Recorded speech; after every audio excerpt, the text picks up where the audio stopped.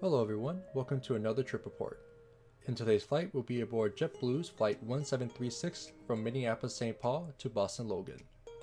The plane we're flying on today is the Airbus A320-200, registered as November 571 Juliet Bravo, which is owned and operated by JetBlue Airways.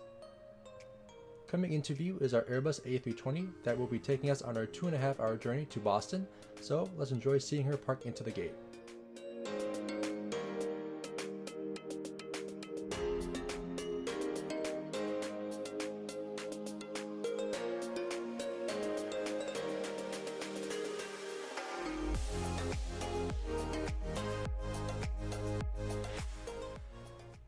Now that the plane is parked and the passengers are deplaning and the crews are getting the flight prep for the next one, let's take a quick stroll at Terminal 2 of MSP.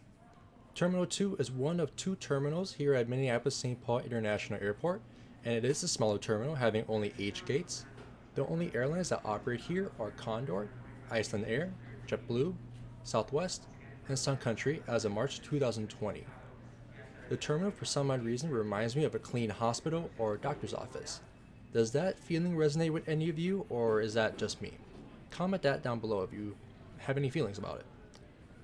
Now, let's board. As I make my way to my seat, I do want to discuss a few things about this JetBlue A320-200.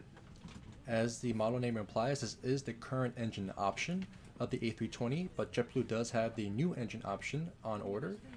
This plane also has 162 seats configured in a 3-3 configuration, up to 27 rows. There is in-flight Wi-Fi and in-flight entertainment and 2 universal power outlets in each row. And here's our seat 26A at the window. Let's check out this economy seat before our takeoff. Here is the 10.1-inch touchscreen IFE, which has DirecTV, maps, shows, podcasts, and an in-flight map that can tilt down or up. Below that is a credit card reader. Then below all that is a full-size tray table that can fold out, enough to do any work, eat, or drink, and can bring in or out. Then below that you get 3 seat back pockets. On the left is a water bottle holder. Then on the right is a larger pocket for personal devices or items. And behind that are the 2 menus, safety card, and air sickness bag from JetBlue. Then for the seat you get 32 inches of pitch,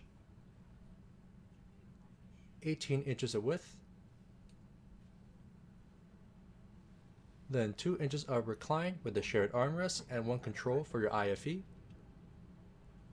And above you get an individual and adjustable pressurized air vent, a bright reading light, a flight attendant call button. Then on the left here is an A320 window with a traditional window shade. The lights are now off, so let's taxi to the runway and take off.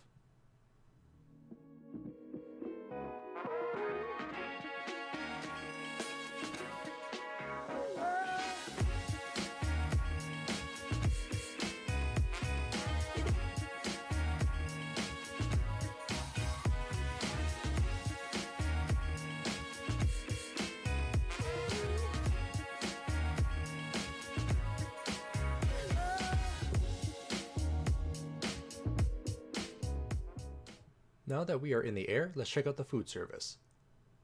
For free and complimentary snacks and beverages, you have a few options. You get Cheez-Its, pretzels, popcorn chips, cookies, or potato chips. I got 1 bag on this flight, but you can get multiple.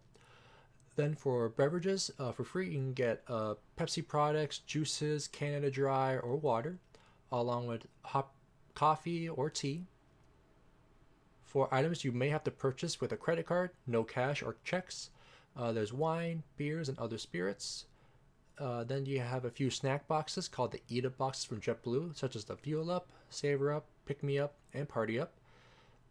Then for other options, there is the Eat Up Cafe, which has actual food options such as sandwiches, cheese and crackers, salads, and other items, and which were available on this flight.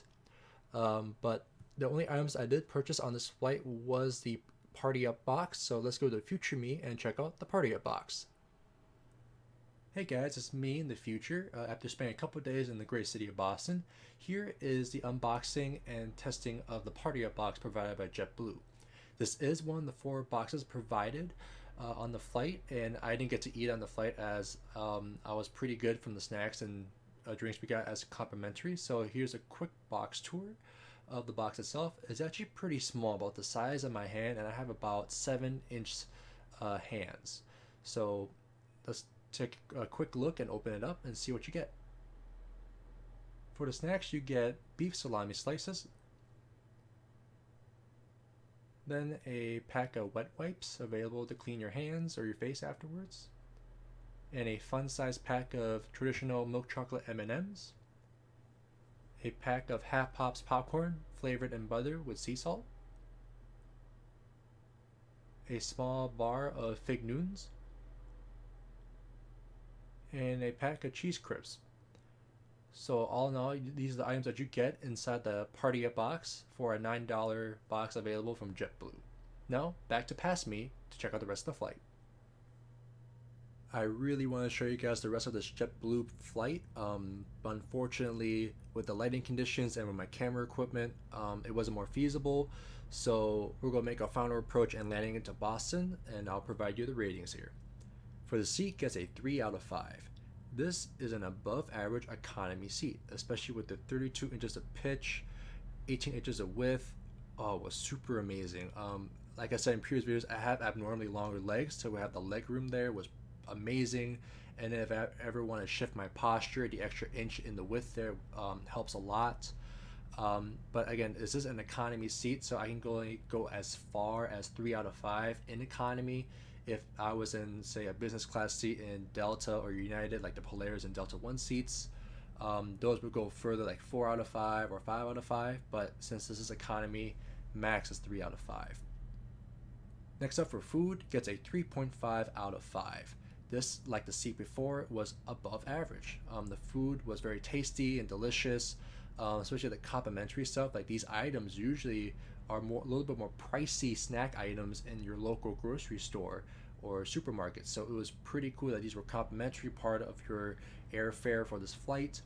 And then for the snack boxes, I would say they're worth $9 for what you get, especially in the Party Up. Those items, again, are usually slightly more expensive in the marketplace. So it was pretty cool that they're selling at below market value for you on the flight. But then again, that's just my opinion. Third is the in-flight entertainment system, and that gets a 4 out of 5. This was a really good in-flight entertainment system. The screen was very responsive, especially the touchscreen side and the remote that's available. And then you get direct TV, so watching live TV or live sports. In my case, movies. I watched Parasite, a couple of TV shows available, podcasts to listen to, some ads for JetBlue, and then an in-flight map was all available on there. The only downside to this score was actually because of the map feature. While it was available, you're not able to zoom in or zoom out or adjust your positioning on the map itself to, go world exploring on the in-flight map. So that wasn't available, and the Wi-Fi was intermittent in all honesty, so that's why it gets a 4 out of 5. Then lastly, for the crew, gets a 3.5 out of 5. This was an above average crew. They were courteous, respectful, and super nice to everyone on board, despite being a very packed flight. I think we only had about 1 or 2 actually open seats on the flight, and one of those seats was in my row. So they did a great job making sure everyone was taken care of, like with beverages and snacks, making sure everyone was okay. If they needed any more assistance, we had a few passengers on board that actually needed wheelchair assistance on board, so they were very helpful. So that's why they get a 3.5 out of 5, very above average crew, especially in this pretty much all economy configuration. So total score of 14 out of 20, above average crew. So in total, it's a 14 out of 20, above average flight overall, and a very great experience for my first time flying with JetBlue. So that concludes this trip report from Minneapolis to Boston with JetBlue Airways. So I want to thank you guys for watching this video. So make sure to comment, rate, and subscribe along with a notification bell to stay up to date on new content. And always, friends, stay hungry.